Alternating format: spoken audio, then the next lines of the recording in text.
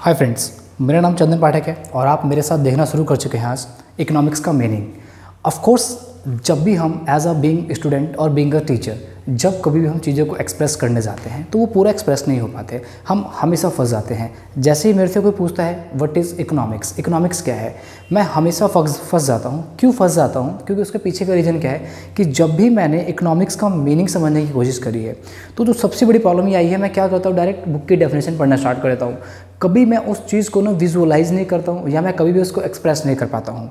दूसरी अगर सबसे इंपॉर्टेंट चीज़ बोलूँ मैं आप लोगों के साथ, जो प्रॉब्लम होती है वो ये होती है कि आप यही नहीं डिसाइड कर पाते हैं इकोनॉमिक्स क्या है, इकोनॉमी क्या है, इकोनॉमिक क्या है, इकोनॉमाइज क्या है।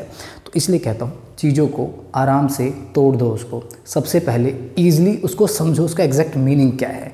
तो मीनिंग को समझने के लिए आज का जो ये सेशन है, इस सेशन में हम सबसे पहले समझेंगे कि इकोनॉमिक्स वर्ड है क्या, फर्स्ट टाइम इकोनॉमिक्स वर्ड कब यूज़ में आया, एंड देन इकोनॉमिक्स को हम कैसे और एक्सप्रेस कर सकते हैं। There are millions of definitions, but उन मिलियंस ऑफ डेफिनेशन में से 4 डेफिनेशन बहुत फेमस है। यानी कि कभी भी जब आपको बताना हो तो आप उन चारों में से किसी भी एक डेफिनेशन को पिक कर लीजिए। जब भी आप किसी भी चीज़ के ऊपर R&D कर रहे हैं, रिसर्च एंड डेवलपमेंट, तब आप उसमें उन चारों का जिक्र जरूर करिएगा। इसी के साथ सबसे इम्पॉर्टेंट चीज़ जो है वो ये है कि इकोनॉमिक्स के मीनिंग को आप कैसे एक्सप्लेन करते हैं, ये बहुत इंपॉर्टेंट टर्म है। देखिएगा मेरे साथ अच्छे से, मैं बात कर रहा हूँ सबसे पहले इकोनॉमिक्स। देखिए इकोनॉमिक्स नहीं है, इकोनॉमिक्स जो है बेसिकली एक ग्रीक लैंग्वेज का वर्ड है, उसको हम बोलते हैं ओइकोनोमिया। सडनली ओइकोनीमिया भी बोला जाता है, या तो आप एरर देख सकते हैं, बट बेसिकली ओइकोनोमिया। ओइकोनोमिया जो है वो 2 वर्ड से मिलकर बना हुआ, ओइको प्लस नोमिया या नीमिया। तो ओइकोनीमिया क्या हो गया आप लोग का, management of household sector या study of household sector according to Greek language. क्योंकि अब आप सीधा जाएंगे और विकीपीडिया या फिर गूगल करना स्टार्ट करेंगे, वैसे ही आप वहाँ पर फंस जाएंगे। तो उसमें ना जा करके आप केवल ये समझिए management of household sector, यानी कि जो इकोनॉमिक्स वर्ड है बेसिकली ग्रीक लैंग्वेज का वर्ड है, दैट इज ओइकोनोमिया या ओइकोनीमिया। अगर आप आज का सेशन पूरा देख लेते हैं तो ये बात मैं डेफिनेटली बोल सकता हूँ कि आज के बाद आप इकोनॉमिक्स को कभी भी डिस्क्राइब करने में नहीं फंसने वाले हैं, ये मैं आपसे प्रॉमिस करता हूँ। तो ग्रीक लैंग्वेज से मिला ओइकोनोमिया, यानी कि जो इकोनॉमिक्स वर्ड है दैट इज फर्स्ट टाइम, जो कि फर्स्ट टाइम यूज किया गया था principle of economics, principle of economics जो कि मार्शल की बुक थी। प्रिंसिपल ऑफ इकोनॉमिक्स किसकी बुक थी? एल्फ्रेड मार्शल की। उन्होंने द प्रिंसिपल ऑफ इकोनॉमिक्स में इकोनॉमिक्स वर्ड का जिक्र किया था first time. Economics word basically जो जाना जाता था एडम स्मिथ के टाइम में वो था पॉलिटिकल इकोनॉमिक्स। अभी एडम स्मिथ कौन है, एल्फ्रेड मार्शल कौन है, आपकी क्यूरियोसिटी का लेवल बढ़ता जाएगा। बट मैं इन सब के बारे में आपको एक भी सेंटेंस नहीं बताऊंगा अभी, क्योंकि मेरा काम है सबसे पहले मैं बेसिक बताऊं। देखो मैंने क्या बोला आपको, इकोनॉमिक्स वर्ड अगर मैं ओइकोनोमिया ग्रीक के हिसाब से, तो एक्चुअल में इकोनॉमिक्स की कहानी आज से स्टार्ट नहीं होती है। इकोनॉमिक्स की कहानी जो है वो चाणक्य के टाइम से स्टार्ट होती है। यानी कि इकोनॉमिक्स को हम लोग बेसिकली हिंदी लैंग्वेज में बोलते हैं अर्थशास्त्र।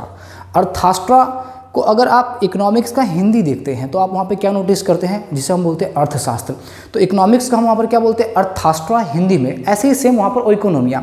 तो जिस तरीके से जो चंद्रगुप्त के जो गुरु थे वो कौन थे, चाणक्य, तो इसी तरीके से एरिस्टोटल भी कौन थे, इकोनॉमिक्स। यानी कि अगर मैं अलेक्जेंडर द ग्रेट की बात करता हूँ तो ये कहानी आज की नहीं है, ये काफ़ी ट्रेडिशनल है, यानी कि एंशियंट टाइम से चलता हुआ आ रहा है।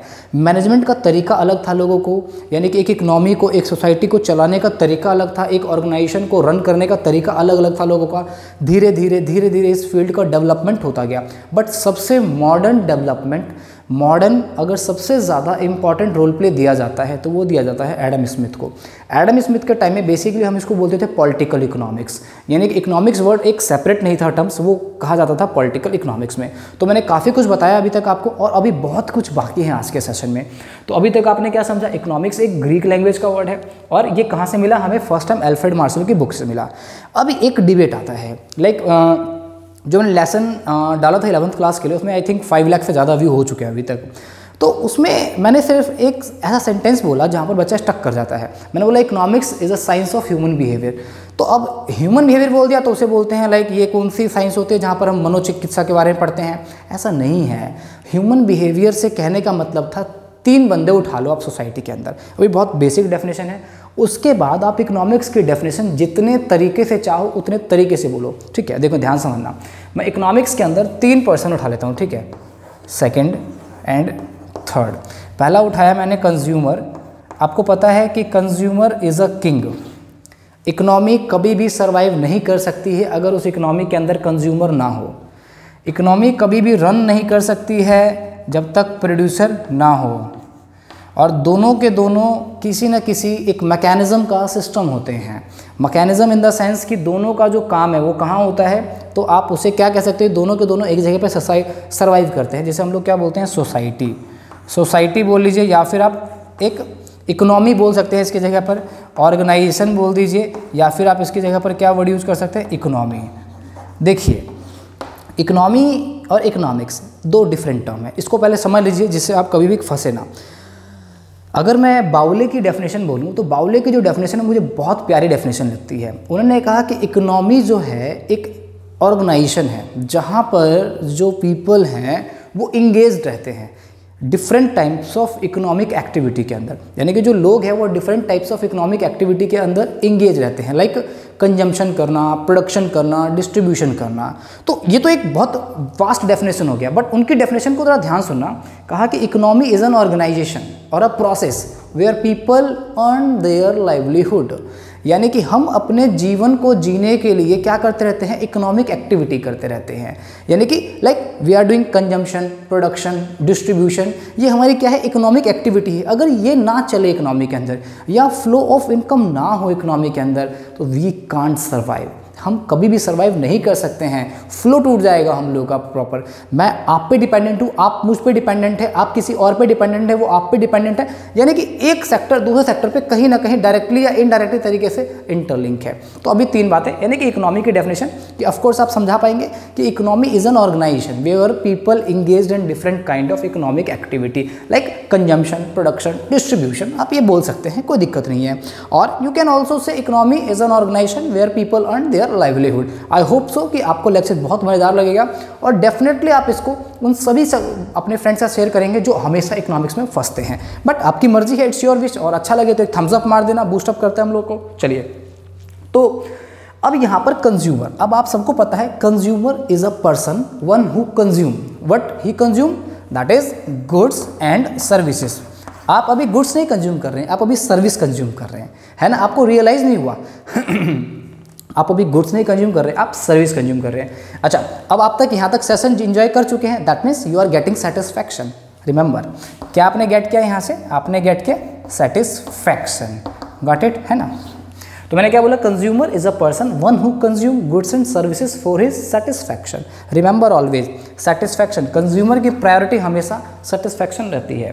Producer is a person one who produce goods and services for his profit, remember। और इकोनॉमी बेसिकली सोसाइटी, इकोनॉमी या any organisation, they want only one thing, that is welfare. क्या चाहिए उन लोग को, वेलफेयर। अब देखिए, ध्यान समझना, we have a limited resources, time limited है आपके सामने, डाटा लिमिटेड है आपके सामने, एवरीथिंग, जितना भी रिसोर्सेज की बात करते हैं, रिसोर्सेज मतलब 2 तरह के रिसोर्सेज, एक नेचुरल रिसोर्सेज और एक ह्यूमन रिसोर्सेज। तो नेचुरल रिसोर्सेज या human resources both are the limited, remember, but उन रिसोर्सेज को ऐसे आपको एलोकेट करना है, ध्यान से सुनना, यहीं पर आपके इकोनॉमिक्स का मीनिंग समझ में आता है। देखिए, अगर मैं कोई ऐसी थ्योरी लिखता हूँ या मैं अगर कोई ऐसा फॉर्मूला लॉन्च करता हूँ जिससे एक कंज्यूमर अपने सेटिस्फैक्शन को मैक्सिमम कर ले, एक प्रोड्यूसर अपने प्रॉफिट को मैक्सिमम कर ले, एक सोसाइटी अपने सोशल वेलफेयर को मैक्सिमम कर ले, यानी कि एक ऐसा मेथड डेवलप कर रहा हूँ, एक ऐसा अप्रोच डेवलप कर रहा हूँ जहाँ पर मैं बताना चाहता हूँ कि किस किस तरीके से हमारे पास जो रिसोर्सेज अवेलेबल हैं उन रिसोर्सेज से हर कोई अपने सेटिस्फैक्शन को मैक्सिमम कर सके। समझ में आई बात आप सबको, आई होप सो, यस। तो कहने का मतलब मैंने क्या बोला आप लोगों को कि यहाँ पर जो 3 वर्ड हैं इसी में आप फंस जाते हैं कई बारी, तो इसलिए मैंने कहा था कि economics is a science of human behaviour, because consumer is also human, producer is also human, and in a society वो लोग कौन हैं, तो लोग ही है ना, वो भी तो ह्यूमन। तो भैया ह्यूमन बिहेवियर तो है, आप कंज्यूम कर रहे हैं सेटिस्फैक्शन के लिए, प्रोड्यूस कर रहे हैं प्रॉफिट के लिए, एंड मैक्सिमाइज कर रहे हैं पर वेलफेयर के लिए। तो economy is a science of human behaviour where resources are limited. Resources जैसे ही लिमिटेड होता है तो लिमिटेड रिसोर्सेज होने के कारण क्या होते हैं, हमारी वांट्स अनलिमिटेड होती है।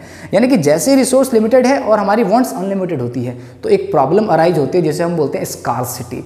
यानी कि स्कार्सिटी जैसे ही अराइज होती है तो अब आपको पता है कि स्कार्सिटी मतलब तो दुर्लभ, यानी कि लिमिटेड रिसोर्सेज का होना या अवेलेबिलिटी ऑफ रिसोर्सेज कम है और उसकी डिमांड बहुत ज़्यादा होती है। तो economy is a science of human behaviour where resources are limited.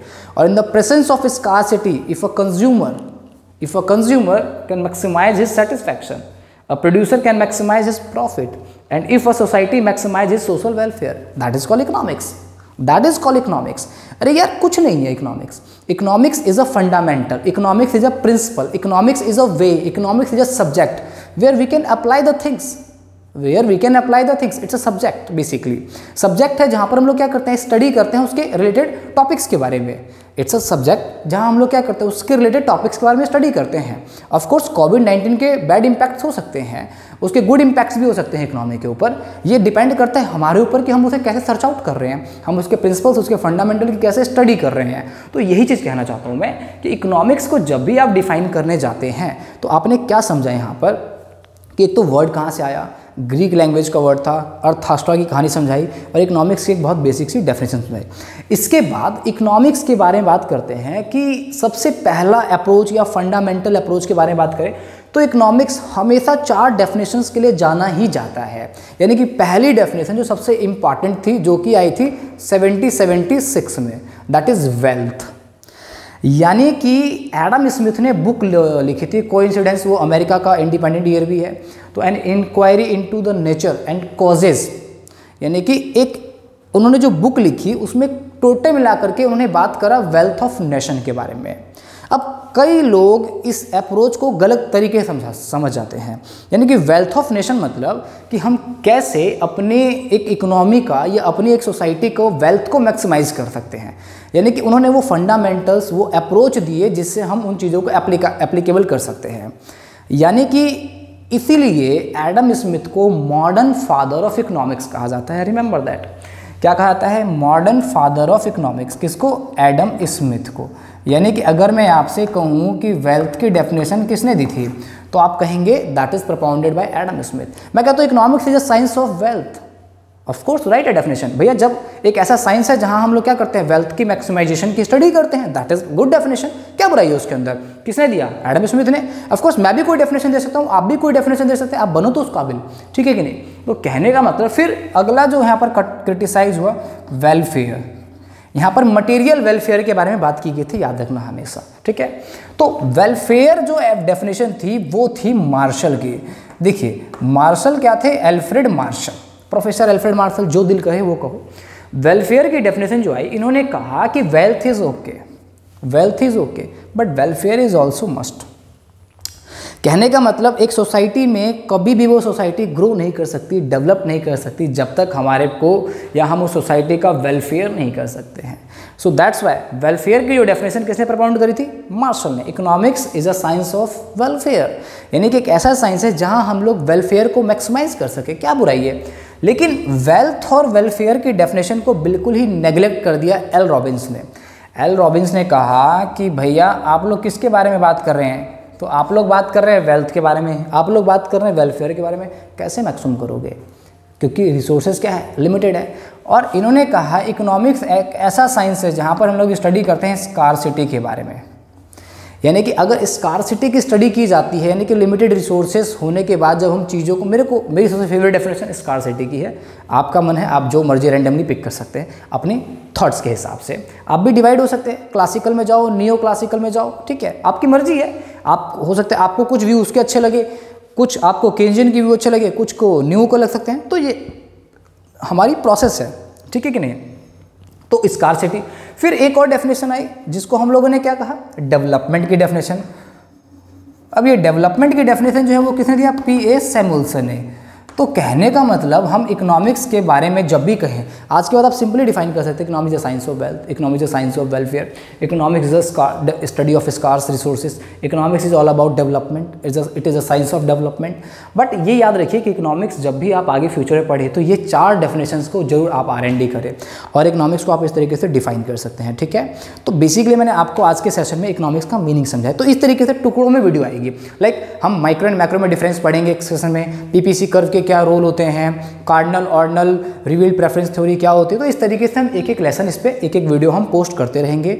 मेरे 5 और चैनल हैं, आप डिस्क्रिप्शन में जाकर के या चैनल के फीचर में जाकर के आप चेकआउट कर सकते हैं, और साथ साथ मेरी सारी बुक्स, और आप चाहें तो हमारे और वेल प्रिपेयर्ड कोर्सेस हैं वो चेकआउट कर सकते हैं हमारे ऐप के थ्रू। सो आज के सेशन में इतना ही, फिर मिलेंगे अगले सेशन में। Thank you so much for joining us. Okay bye, tata, see you in the next lecture.